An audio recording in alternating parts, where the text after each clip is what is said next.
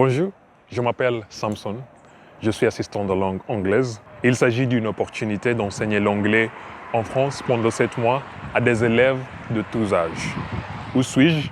Je suis à Saint-Quentin, dans le nord de la France. Cette vidéo retrace ma première semaine dans cette ville. Simon, un habitant de la ville depuis longtemps, a pris le temps d'en faire visiter les lieux. Voici comment cela s'est passé. Tu vois, c'est vraiment ici, dans le centre-ville de Saint-Quentin, tu vas pouvoir trouver le plus grand nombre de commerces. Soit pour les vêtements, pour le tabac, pour les boulangeries, les restaurants. C'est vraiment là que tout est centralisé. C'est quoi un tabac? Un tabac, c'est là où tu peux acheter des cigarettes. Je ne sais pas si tu fumes. Non, je ne fume pas. Des cigarettes? Oui, notamment. Tu mets aussi, Juste les cigarettes. tu vas aussi, souvent, très souvent en France, c'est là aussi que tu vas acheter les journaux, les cartes de téléphone, ce genre de choses. Tout ça, en général, s'achète au tabac. Les timbres aussi, on achète souvent ça au tabac. Les timbres? Les timbres pour les lettres. Ok. Tu peux me montrer? Oui, bien sûr, tout à fait. Viens, suis-moi. Tu vois, donc en France, on aime beaucoup les terrasses. Que ce soit pour manger ou pour prendre un verre dans le café. Les gens aiment beaucoup être dehors en terrasse, comme ce que tu peux voir là. On appelle ça des terrasses. Des terrasses. C'est comme une salle de restaurant, mais en plein air. C'est sympa. Quel est votre endroit préféré? Je crois que nous soyons. Ah, quel est Mon endroit préféré, on va le voir bientôt. C'est la basilique de Saint-Quentin. la basilique? Oui, tout à fait. En France, il y a beaucoup de magasins qui sont identifiés par des petits panneaux, par des petits logos. C'est une tradition qui date aussi du Moyen-Âge, à l'époque en fait où très peu de gens savaient lire. Donc on avait besoin de reconnaître par un petit symbole ce dont parlait le magasin. Et donc justement là, tu vois, le losange rouge, c'est ce qui indique les tabacs. Le losange rouge. Le losange rouge que tu vois. Et derrière, tu retrouves la croix verte. Si tu te souviens bien, ça c'était les pharmacies. Donc il y a beaucoup de types de magasins comme ça qui sont identifiés par des enseignes un peu symboliques en fait, des symboles comme ça. On les reconnaît comme ça. De loin en plus. Et quel est votre endroit préféré? Alors, mon endroit préféré justement, le voici, tu vois, c'est la basilique de Saint-Quentin. C'est une très très grande église qui date du Moyen-Âge, même si pareillement elle a dû être beaucoup reconstruite après la guerre. Elle a été construite dans un style architectural qu'on appelle l'art gothique. Tu connais peut-être le mot gothique, mais il a des sens différents. En France, gothique, c'est pour désigner une architecture L'art gothique. qui date du Moyen-Âge, voilà. C'est l'art gothique. Et donc là, c'est vraiment une cathédrale gothique. On va aller la voir de plus près si tu le souhaites. Ce bâtiment, c'est L'hôtel de quel ville, style? il est aussi construit en style gothique, tout à fait. Style gothique. Oui, tout à fait. Du coup, C'est vraiment le ils style ont- qui représente le ils Moyen-Âge. ont la même. Les bâtiments, on dit elles ont ou ils ont? Ils ont Le même style le même style d'architecture, tout à fait. d'architecture. Ok. Du coup, les styles d'architecture, on a art déco, art gothique. Puis art classique, tu as aussi des Art bâtiments. Le théâtre, tu vois, il est plutôt classique. Ça veut dire qu'il imite un petit peu les temples romains ou les temples grecs de l'Antiquité. Ça, c'est plutôt justement un art classique. Puis effectivement, ouais, sur cette grande place, tu as art déco, tu vois, le bâtiment qu'on voit là. Tu as l'art classique et tu as l'art gothique, effectivement. On peut tout voir en un seul coup d'œil. Je trouve que tu as les cheveux un peu longs, Samson. Les cheveux longs. Ouais. Si tu as besoin de te rafraîchir un peu, tu vois, là, juste en face de la basilique, tu as un coiffeur. Jean-Louis David. C'est une chaîne de magasins de coiffure. C'est pas le nom du coiffeur en tant que tel, hein, c'est une chaîne de magasins. Mais viens, suis-moi, je vais te montrer la basilique. C'est quoi la différence entre une église, une cathédrale, on dit une cathédrale? Une cathédrale, Une cathédrale et la basilique. la basilique. Alors, c'est compliqué de te répondre. Une église, c'est plus petit qu'une basilique ou une cathédrale. Après, ce qui fait une cathédrale, normalement, c'est l'église d'un évêque, d'un chef religieux. Comme à Saint-Quentin, il n'y a pas d'évêque. Il y a une très grande église, donc elle porte le nom de basilique, quand même, pour distinguer que c'est pas plus qu'une église. Mais comme il n'y a pas d'évêque qui y siège, c'est pas une cathédrale. C'est juste ça, c'est par rapport à la fonction. Mais en l'occurrence, la basilique de Saint-Quentin, elle pourrait être considérée comme une cathédrale dans d'autres villes. S'il y avait simplement un évêque. Elle est même plus grande que certaines cathédrales, mais comme il n'y a pas d'évêque, elle ne porte pas le titre de cathédrale. C'est ce qui fait la différence en fait. Qu'est-ce que c'est? Ça, c'est un stand où tu peux acheter ce qu'on appelle des croustillons, du nougat, de la barbe à papa. C'est souvent des plats qu'on associe à la fête Très souvent, tu trouves ça dans ce qu'on appelle les fêtes foraines. Fête Ou les foraine. Ducasses dans le nord de la France, c'est des endroits où il y a des manèges, des choses comme ça.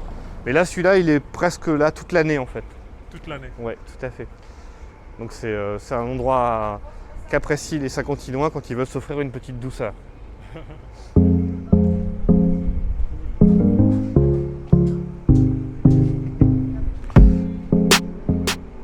Oui, ça s'appelle une colonne Maurice. C'est là où tu vas pouvoir trouver des affiches, souvent pour les expositions culturelles. C'est une tradition qui vient de Paris à l'origine. Je crois que Maurice, si je me souviens bien, c'était l'artiste qui a conçu pour la première fois ce type de colonne. Et là, tu as la poste, ça tu vas peut-être en avoir besoin. Alors d'ailleurs, justement, le bâtiment a une architecture un peu art déco lui aussi. Ça, c'est art déco. Ça, c'est art déco aussi, ouais, tout à fait. Donc la poste, tu le reconnaîtras, tu vois, il y a le logo, le même symbole, jaune, là comme tu vois, avec le sorte de petit oiseau en papier. C'est là où tu peux envoyer des lettres, des colis, acheter des timbres. C'est un endroit assez important, tu risques d'en avoir besoin. Et un peu partout dans la ville, tu pourras trouver des boîtes aux lettres comme celle-là. Boîte aux lettres. On la connaît de loin parce qu'elles sont jaunes. C'est là où tu peux poster des lettres sans avoir besoin de te rendre directement à la poste. Ils vont régulièrement relever le courrier à l'intérieur de ces boîtes aux lettres. Ok. Et Free, c'est quoi Free? Free, c'est un opérateur de téléphonie mobile, Un opérateur de téléphone mobile. de téléphone mobile. Quels sont les opérateurs de téléphonie mobile au Kenya? Du coup, si je veux acheter une carte SIM, je vais chez Free. Tu vas chez ou- Free par exemple, Ou je cherche un autre magasin. un autre magasin, tout à fait. Ok. Ou par internet, tu peux aussi les commander par internet. Ok. Alors là, tu peux vraiment, faut pas que tu fasses l'économie de ça en France, hein. C'est ce qu'on appelle les boulangeries, tu connais. Boulangerie, oui. T'en as une même de chaque côté de la rue là, t'en as une en face et une ici, chez Paul là. C'est vraiment là où tu vas pouvoir acheter des croissants, des baguettes, le pain, les pains au chocolat, tout ce qui fait ce que je préfère moi dans la cuisine française. La gastronomie française, c'est ça. Ça vraiment, ça ne ressemble à rien de ce qu'il y a ailleurs au monde. Si tu me permets un petit moment de fierté nationale, les croissants, c'est quand même pas mal les croissants. Les croissants. Ah, les croissants, c'est bon. J'achèterai. Ah oui, tu as intérêt. Hein. Franchement, ne quitte pas la France sans avoir goûté les croissants. Quel élément vous permettait un moment de fierté nationale au Kenya? Tiens, ça pourrait être utile, c'est ce qu'on appelle la police municipale. En France, tu as plusieurs catégories de police. Tu as la police nationale, ça c'est celle de l'État. La police municipale, c'est celle de la ville. Et aussi, tu as la gendarmerie. Mais alors, la gendarmerie, elle peut être basée à Saint-Quentin. Il y a une gendarmerie à Saint-Quentin, mais ils vont plutôt faire des enquêtes, des interventions dans la région alentour. C'est une différence de juridiction. Mais là, notamment la police municipale, si jamais tu perds quelque chose, les objets trouvés, alors on ramène tous les objets trouvés qu'on a pu trouver par terre ou ailleurs dans la ville, c'est là qu'ils sont centralisés. Donc si tu perds quelque chose, c'est là que tu as une petite chance de le retrouver. Police municipale. À la police municipale, tout à fait. Alors là, tu vois, tu as ce qu'on appelle le conservatoire. C'est une école de musique. Tu vois, c'est assez impressionnant. Alors lui, il est art déco aussi, reconstruit après la Première Guerre mondiale. Mais tu verras, en fait, tu vois, le toit un petit peu pointu comme ça, c'est de référence aussi à l'architecture du nord de la France, l'architecture flamande. Donc lui, il mélange un peu art déco et art flamand, art local en fait. Hein. Si tu veux y retourner, c'est simple, c'est juste à côté de ce arrêt de bus, où tu as tous les bus de Saint-Quentin qui sont rassemblés. À partir d'ici, tu peux prendre, il y a 6 lignes de bus en tout à Saint-Quentin. À partir d'ici, tu peux prendre les 6. Ok. Tu pourras facilement le retrouver. Alors si tu as besoin de faire des courses, là tu as un petit supermarché qui s'appelle Diagonale, c'est là où tu peux faire des courses. Faire des courses, ça veut dire en fait acheter de quoi te nourrir, de tout ce qui a besoin pour l'alimentation. Tu vas tout trouver ici en fait. Ok. Maintenant, on va à la place du 8 octobre. Allons à la place du 8 octobre. Alors là tu es place du 8 octobre, c'est une place assez connue à Saint-Quentin. Donc le 8 octobre, c'est le jour où Saint-Quentin a été libéré de l'occupation allemande durant la Seconde Guerre mondiale, cette fois. Et par contre, la statue n'a rien à voir avec ça. La statue, en fait, à l'origine, elle était sur la Grand Place, l'endroit qu'on a déjà vu tout à l'heure. Tu vois, elle était là, sur la place de l'Hôtel de Ville. En fait, elle a été déplacée là quand on fait des travaux d'aménagement, place de l'Hôtel de Ville notamment, ils ont construit un parking souterrain, des choses comme ça. Et la statue, elle commémore un grand moment de l'histoire de Saint-Quentin. C'est qu'au XVIIe siècle, la ville a été assiégée par les Espagnols. La ville a résisté longtemps, très longtemps, ça a un peu permis à l'armée française derrière de se reconstituer.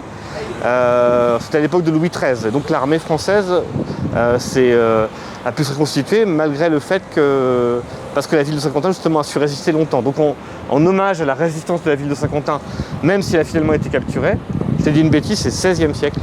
Je vais te dire une bêtise. C'est pas Louis XIII, c'est Charles-François Ier. Les Français aiment beaucoup, dans toutes les villes françaises, tu as beaucoup de monuments qui vont commémorer tel ou tel événement historique, mais plutôt les événements militaires. Il y a beaucoup de fierté sur les anciens événements militaires. Alors là, tu as un très beau point de vue sur le canal de Saint-Quentin.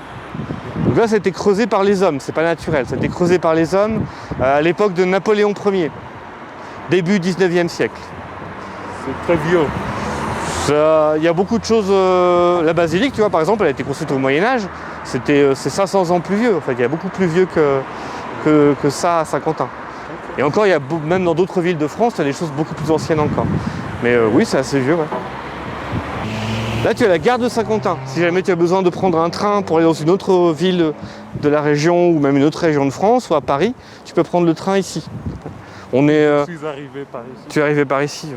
Tu vois, tu es venu de Paris? Oui. Tu vois, il faut à peu près 1h15 pour arriver de Paris. C'est vraiment assez rapide. Qu'est-ce que c'est? Ça, c'est justement des panneaux.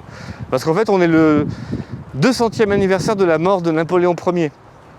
Comme je te dis, en France, on aime beaucoup commémorer les centenaires, les bicentenaires, les gros événements. Donc, comme Napoléon Ier est mort depuis 200 ans, ce qu'il a fait principalement pour la ville, c'est que c'est lui qui a décidé de faire creuser le canal, qui servait surtout à transporter des marchandises à l'époque. Donc, c'était important pour l'économie de la ville. C'est bien. Donc, les panneaux rappellent un peu toute cette histoire-là. Alors là, tu vois, ça c'est assez typiquement français. C'est même dans toutes les villes, même le plus petit village français, il a son monument aux morts. C'est un monument qui a été construit pour les morts de la Première Guerre mondiale. Aussi, on a rajouté après les morts de la Seconde Guerre mondiale, mais surtout été construit pour la Première Guerre mondiale, parce qu'elle a vraiment été très très meurtrière en France. Et donc en fait, chaque village, chaque ville de France a eu au moins un mort durant la Première Guerre mondiale. Donc on a construit pour tout cela des monuments qu'on retrouve un peu dans toutes les villes. Alors celui de Saint-Quentin, comme c'est quand même une ville assez importante, tu vois, il y a beaucoup de noms et il est assez spectaculaire. En plus, il y a eu beaucoup de combats, donc il y a eu peut-être encore plus de morts par ici. Et à côté, je vois... Qu'est-ce que c'est? À côté, tu as des stèles qui concernent des morts spécifiques. Tu vois, là, par exemple, donc c'est pas lié à l'histoire de Saint-Quentin, là, c'est par rapport au ghetto de Varsovie. C'est une révolte des Juifs qui étaient enfermés à Varsovie, en Pologne, par les nazis durant la Seconde Guerre mondiale et qui se sont révoltés plutôt qu'être déportés. Donc là, ils ont une stèle spécifique. Et voilà, c'est tout. C'est la fin. Saint-Quentin est une ville relativement grande et je ne peux pas tout mettre dans une seule vidéo. Il y a un parc et un zoo avec différentes sortes d'animaux. Il faut remarquer que chaque ville a son propre histoire et son patrimoine culturel.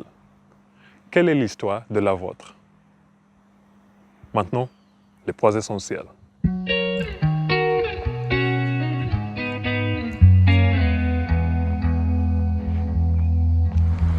Alors là, tu peux vraiment, faut pas que tu fasses l'économie de ça en France, hein. C'est ce qu'on appelle les boulangeries, tu connais. T'en as une même de chaque côté de la rue, là. T'en as une en face et une ici, chez Paul, là.